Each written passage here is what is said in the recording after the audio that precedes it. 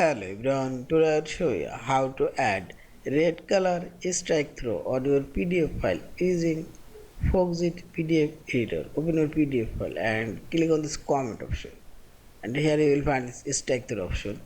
Click here and active, and this right sidebar arrow, click here and this strike through color properties and transparent.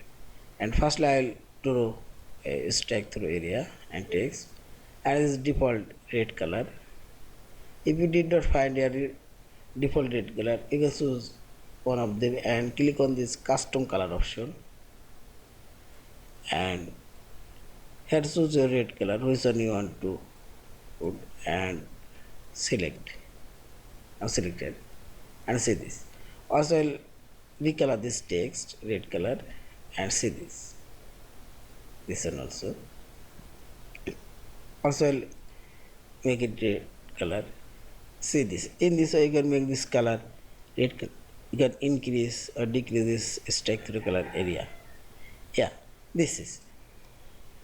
Thank you for watching. Please subscribe, like, share and comments.